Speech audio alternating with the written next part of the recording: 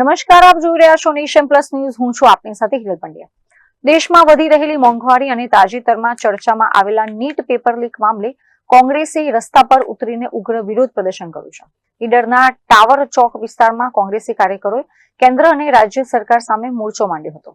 ઈડર શહેરમાં આજે કોંગ્રેસ દ્વારા મોંઘવારીના મુદ્દે એક અનોખો અને ઉગ્ર વિરોધ નોંધાવવામાં આવ્યો હતો.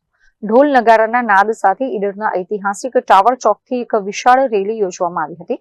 આ રેલીમાં મોટી સંખ્યામાં કોંગ્રેસના કાર્યકરો જોડાયા હતા અને સરકારની નીતિઓ સામે ભારે સૂત્રોચ્ચાર કર્યા હતા. પેટ્રોલ, ડીઝલ અને જીવન જરૂરી ચીજવસ્તુઓના આસમાને આંબતા ભાવો સામે કોંગ્રેસના કાર્યકરો અને હોદ્દેદારોએ અનોખો વિરોધ પ્રદર્શન કર્યું હતું. સામાન્ય રીતે વાહનોમાં ફરતા નેતાઓ આજે ઊંટ લહેરી પર સવાર થઈને વિરોધ પ્રદર્શન કરતા નજરે પડ્યા હતા. મોંઘવારીની સાથે સાથે હાલમાં જ દેશભરમાં ગાજેલા નીટ પેપર કૌભાંડ મામલે પણ કોંગ્રેસે સરકારને આડે હાથ લીધી હતી અને વિદ્યાર્થીઓના ભવિષ્ય સાથે છેડા અટકાવવા માંગ કરી હતી. ઈડર તાલુકા અને શહેર કોંગ્રેસ સમિતિ આયોજિત સમગ્ર આખા ગુજરાતની અંદર કોંગ્રેસ સમિતિએ જે આદેશ કર્યો તે મુજબ આજથી સાબરકાંઠા જિલ્લાની અંદર મોંઘવારી, બેરોજગારી, ભ્રષ્ટાચાર, નીટનું પેપર ફૂટવા જેવી બાબતોને લઈ અને સમગ્ર સાબરકાંઠા જિલ્લાની અંદર 12 તારીખ સુધી તમામ તાલુકા મથકોએ આ રીતની શાંતિપૂર્વક રીતે રેલી નીકળવાની છે. એના ભાગરૂપે આજે આ નીટનું પેપર ફૂટ્યું છે. હજારો લાખો વિદ્યાર્થીઓનું ભાવિ જે અંધકારમય બની ગયું છે. પેટ્રોલ ડીઝલનો ભાવ વધારો, મોંઘવારી ચરમસીમા ઉપર છે. પેટ્રોલ ડીઝલના ભાવ વધારાથી જીવન જરૂરિયાતની ચીજવસ્તુ બહુ મોંઘી થઈ છે. ગેસનો ભાવ વધારો, તેલ, કરિયાણાની વસ્તુઓનો ભાવ વધારો, આ બધી પરિસ્થિતિને લઈ પ્રજા ત્રાહિમામ છે. ત્યારે ભારતીય જનતા પાર્ટીના શાસકો બેલગામ થઈ ગયા છે.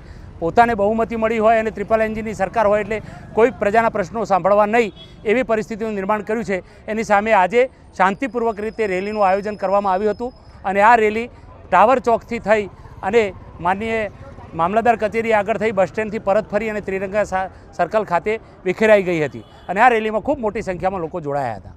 સમગ્ર સાબરકાંઠા જિલ્લાની અંદર આજે 5 તારીખથી 12 તારીખ સુધી તમામ તાલુકા મથકોએ આ રીતની રેલીનું આયોજન કરવામાં આવ્યું છે અને પ્રજાને જાગૃત કરવાનો પ્રયાસ કરીશું અને વિરોધ પક્ષ તરીકે સરકારના કાન આંબળવાનું કામ કરીશું કે ભાઈ જાગો. એક તરફી સત્તાના નશામાં ચૂર થઈ ગયેલા ભારતીય જનતા પાર્ટીના શાસકો, પ્રજા ત્રાહિમામ થઈ ગઈ છે. પેટ્રોલ ડીઝલનો ભાવ વધારો હોય, જીવન જરૂરિયાતની ચીજવસ્તુનો ભાવ વધારો હોય અને નીટના પેપર ફૂટવાથી લાખો વિદ્યાર્થીઓનું ભાવિ અંધકારમય બની ગયું અને વિદ્યાર્થીઓ આપઘાત કરવા મજબૂર બની ગયા હોય ત્યારે ચોક્કસપણે પ્રજાને જાગૃત કરી અને આવનારા દિવસોની અંદર ભારતીય જનતા પાર્ટીના શાસકોને કાન ખોલવાનું કામ કરવામાં આવશે, જેનો આજથી પ્રારંભ સાબરકાંઠા જિલ્લામાં કરવામાં આવે છે. સરકાર માત્ર વાતો કરે છે, કામ કરતી નથી. આવા આક્ષેપ સાથે કોંગ્રેસે ચીમકી ઉચ્ચારી છે કે જો આગામી દિવસોમાં મોંઘવારી પર કાબુ નહીં કરવામાં આવે તો સાબરકાંઠાના તમામ તાલુકા મથકોએ આનાથી પણ ઉગ્ર આંદોલન કરવામાં આવશે. કોંગ્રેસની ચીમકીની આગામી દિવસોમાં કેવી અસર થાય છે તે હવે જોવાનું રહ્યું. Jitendra Solanki, Nation Plus News, Sabarkantha. સમાચારોનો સતત અપડેટ મેળવવા માટે અમારી નેશન પ્લસ ન્યૂઝની યુટ્યુબ ચેનલને સબસ્ક્રાઇબ કરો, બેલ આઇકન દબાવો અને જોડાયેલા રહો ફેસબુક, ઇન્સ્ટાગ્રામ અને ટ્વિટર પર.